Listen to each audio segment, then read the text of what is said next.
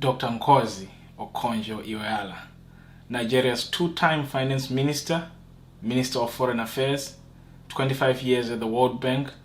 She is an extremely accomplished economist who, of course, for now, is running to be the Director General of the World Trade Organization. We wish her well, of course, from this channel, and we really hope that she will raise the African flag high. We'll start with her rule number 1, which says Africans who are in the diaspora should come back and start businesses on the African continent. So I don't know about, wages to retain top talent. There's no policy. I understand what you're talking about. And I also believe that if you want to attract certain skills back, you may need to have that extra premium. But think about it this way. There are also young people at home equally talented. And they don't take very kindly to the idea that you went and studied abroad and came back and you attract some premium that they themselves. I mean, I'm an example of that.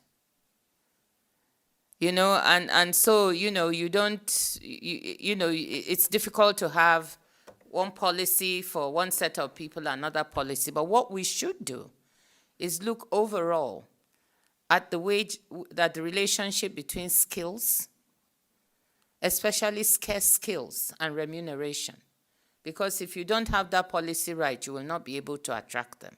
More broadly, whether you got the skills abroad, at home, or wherever. So there's a good point to be made there. But many of the top talent come back and set up their own businesses. And I strongly encourage that. But if you're waiting for the day when wages will attract you, you may have to wait a long time. Rule number 2, fighting corruption comes with big personal costs. We paid a high personal cost. It wasn't just me alone. Even people working with me, my special assistants, who were not even given jobs after. Some of them were told, you worked with us, so we are not going to employ you. Some were victimized. My family paid a very high cost. And therefore, when you're doing that, when your mother at 83 gets kidnapped, and I'll never stop talking about it.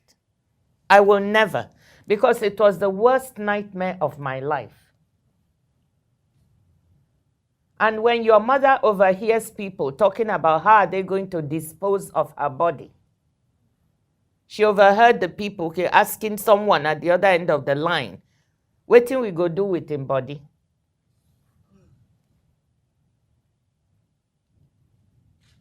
So somebody was giving them instructions on how they should dispose of her body. And this is my mother is a retired professor of sociology. So she's somebody who is schooled. It was terrifying. And if you mention it to her today, she begins to shake. We can't talk about it with her. She's still alive. But if you see her and you say, do you remember what happened? She starts shaking. That to me was a huge, huge cost. Then the attempts that were made to attack me, myself, which you read of in the book, physically harm me. Well, for me, I was less worried. But the thought that my relatives could be attacked at any time was horrible. Rule number 3, even if the government's efforts on the African continent might not be as big as of those of other governments from all the other parts of the world, Africans should applaud the efforts of their governments. And no matter the difficulty and the challenges that still exist, I think Nigerians should also acknowledge when incremental changes are being made. I don't think it helps anybody if we just sort of deny that there's even anything that is changing. Because he said, those who went home for Christmas, I don't know if you went on the roads. How many of you did that? There was such an outcry about the roads. Yes, which one did you go on?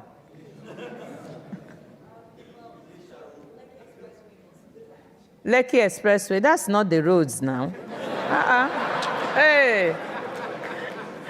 Okay, although that is a good example of something changing, right? You saw the toll road. But the bigger, I meant the highways, you know, like Lagos Onitsha, Abuja Lokoja. Did anybody go on those roads? Lagos Ibadan, that's just been, Lagos Ibadan has not improved. I'm not claiming that the lorries are still there. I drive on the roads from time to time just to see for myself. Just like I visit the market from time to time to know what is happening. Lagos Ibadan, we had the problem of the big concession and the lawsuit, and that has now been overcome so that improvements can start. But if you went on Lagos Onitsha, or you went on Abuja Lokoja down to Delta State, you would have seen some major improvements. These are the roads that people travel. Also the railway. Now Lagos Kano is open again and is carrying tons of passengers. You know, so these are some of the things that are moving. So we need to acknowledge it. You need to give some support where changes are being made, and by all means, be upset, knock the government for where the changes are not happening. But I want to end on a final word in saying that it's very easy to sit back wherever you are and attack, isn't it? It is. But some people have to try and solve the problem. And I think people need to have respect for those trying to solve problems.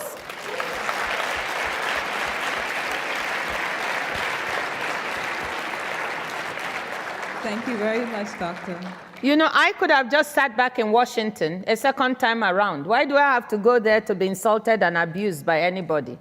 I could be you, sitting in the audience waiting for some Nigerian minister to come so I can attack.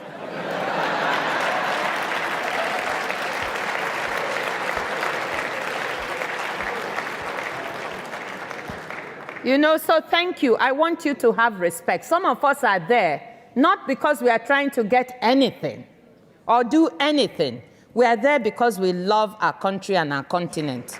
And those who don't want to believe it, I say too bad for you. There are actually some altruistic people who still exist, and I hope we'll get many more of you to try and do that. And please, please respect those who are trying to genuinely solve problems and not destroy them on the social media.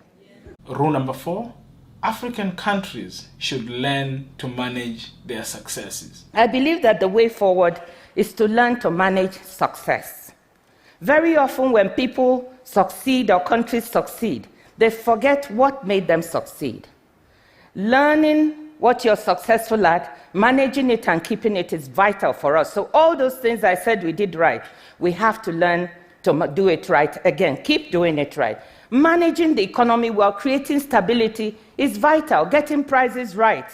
And policy consistency. Very often, we are not consistent. One regime goes out, another comes in, and they throw away even the functioning policies that were there before. What does this do? It creates uncertainties for people, for households, uncertainties for business. They don't know whether and how to invest. Debt. We must manage the success we had in reducing our debt. But now countries are back to borrowing again, and we see our debt to GDP ratio beginning to creep up. And in certain countries, debt is becoming a problem. So we have to avoid that. Rule number 5, as Africans, we have to learn to solve the problems of the continent on our own. So I think Africa is not a child that will never grow up. The analogy is very interesting. It's growing and can do better. That's my thesis. But we need to solve that problem, and we need to realize that we have to do it ourselves. With respect to aid, the world has changed. There's so much uncertainty. And the idea that you're going to attain the sustainable development goals by relying on aid is just not feasible. That's why I mentioned the fact that we'll have to rely on our own resources. And we've got the capacity to do it. So what do we need? We need movement from the bottom, and we also need movement from the top. So I said policymakers, we have the seeds, and policymakers have to water the garden. So we have to elect and select those policymakers who will do the right thing. And we already have examples on the continent. It's not as if there's nothing good. There are some countries growing at almost double digits. Ethiopia has been growing at double digits. And maybe now it's around 8%. Its Prime Minister just got the Nobel Prize. I cited 8 countries. So we've got an example in our neighborhood. The question we should ask is, what are those countries doing right? I'm not saying they're doing everything right, but they're doing very many things right. Can we replicate? So the answer to your question is yes, we can. We need to study those countries. We need to do what they're doing. We need to do even better. Rule number 6, good public policy on its own cannot deliver the results we need. Public policy alone cannot deliver the results we hope for. Let me say this again. Good public policy alone cannot deliver the results we hope for. This is because politics can derail good policies. So public policy experts must also be good students of politics and political economy. And I often say to myself that before I entered public service, I probably was not a very good student of politics. And that led to many of the problems that I experienced. But I'm not sure I would have wanted to be. That's another thought for another day. For every good measure you seek to implement in public policy, there are winners and losers. And you have to know how to sort them out. You have to know who is with you, who is against you, and how to navigate the field.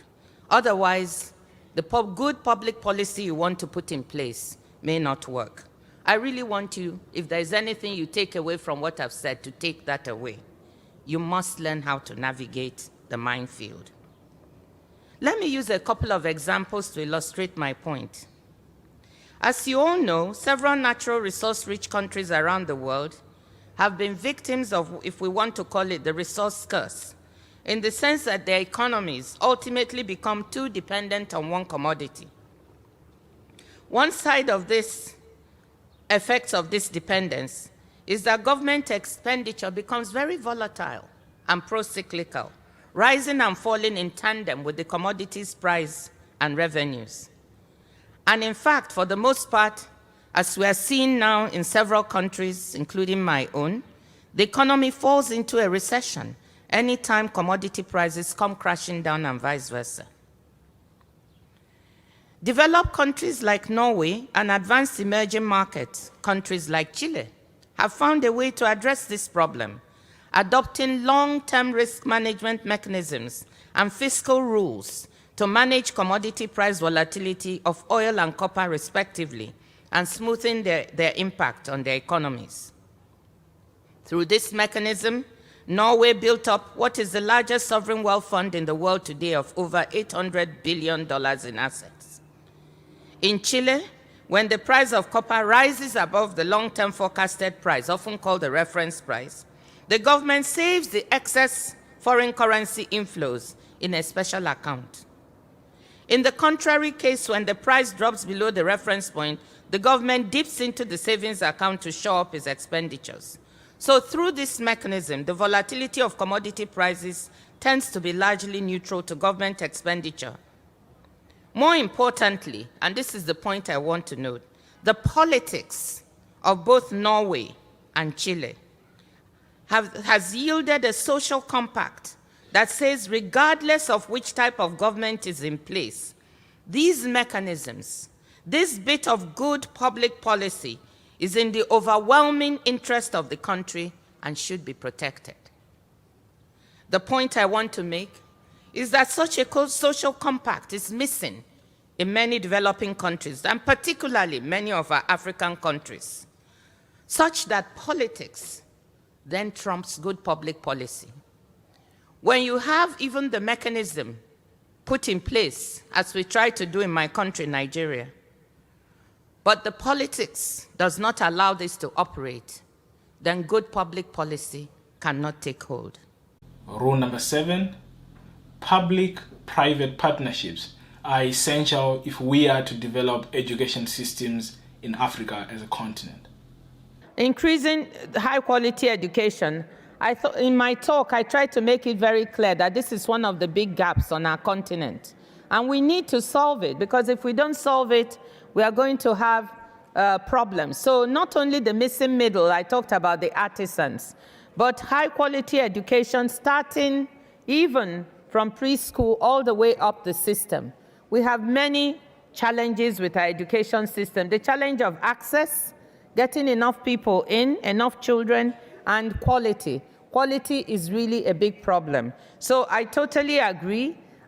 We have a big challenge in Nigeria, as you know, and I think the Ministry of Education, sector by sector, is grappling with this challenge. We recently had a very candid report about our tertiary education system and all what is wrong with it, from infrastructure.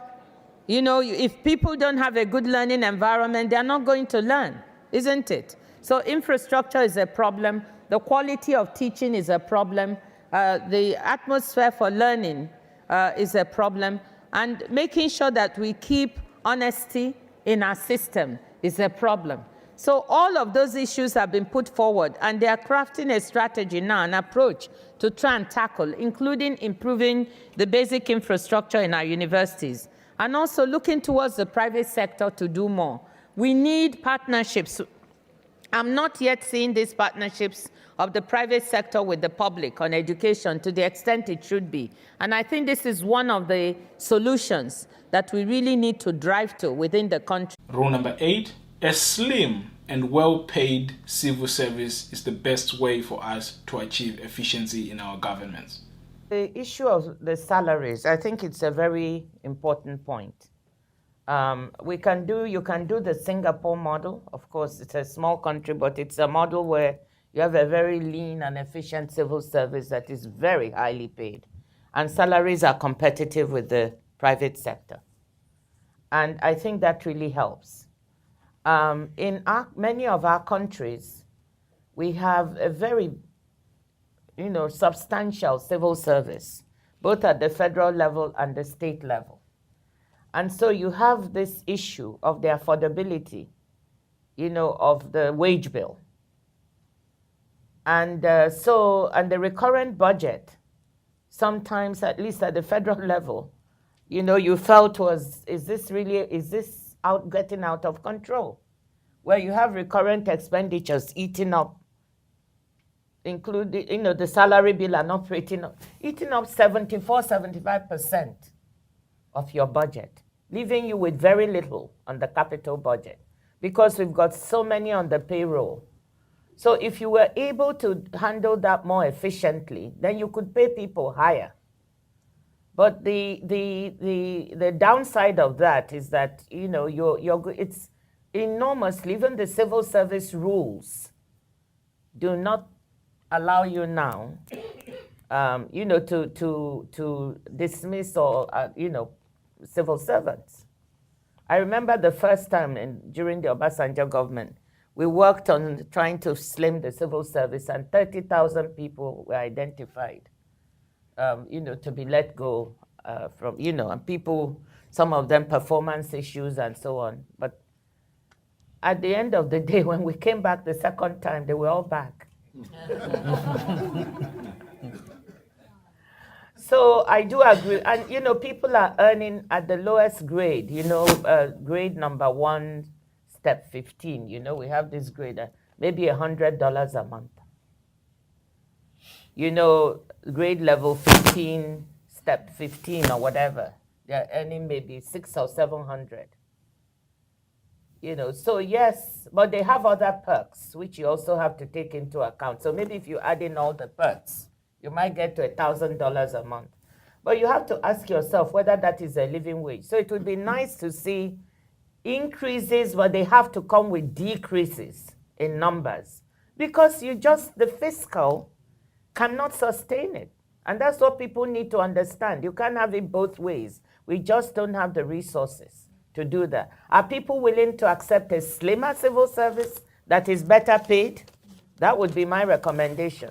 But if they want a big civil service with everybody in it, then that's the consequence. Rule number 9, strong macroeconomic fundamentals are necessary if we are to have regional and even a continental unified monetary area. I think the adoption of the ECO by 2020, well, we are learning a lot of lessons from what is happening with the Eurozone, and we had a very good conversation. I think it was at dinner, or somebody asked a very good question along the same lines. In principle, it all sounds very good to have the one currency to facilitate trade between countries, because intra-Africa trade is too limited.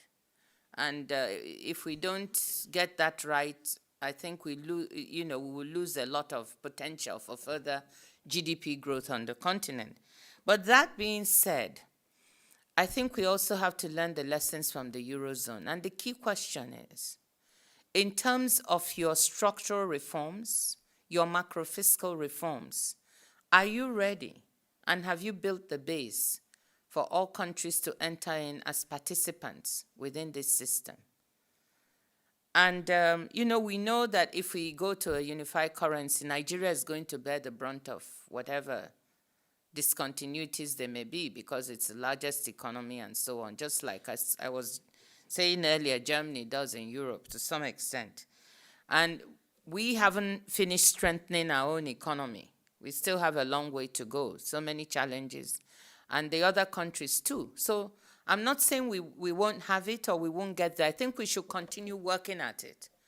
But we have to make sure that we have taken the right measures and the right reforms, not only fiscal, monetary, but also structural, to make our economies really ready to enter, a unified currency area. Rule number 10, manage your finances well. The other thing we've also done is to manage our finances better. Because nobody is going to help you and support you if you're not managing your own finances well. And Nigeria, with the oil sector, had the reputation of being corrupt and not managing its own public finances well. So what did we try to do?